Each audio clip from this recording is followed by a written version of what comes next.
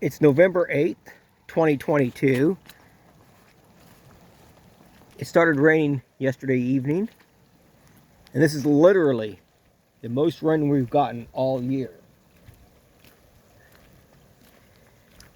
So far, I've got about 1.5 inches of rain,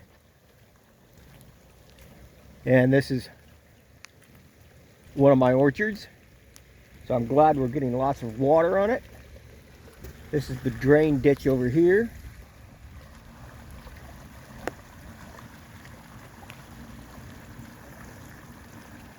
That orchard over there, you can't see the bottom of it, but it's got water running out of it. So we've got a good amount of rain this year, right now. Hopefully it continues.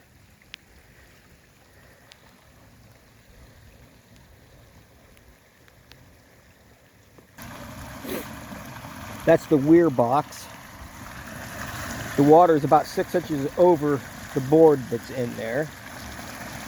It can't go much higher before it decides to flood on that corner and over the top.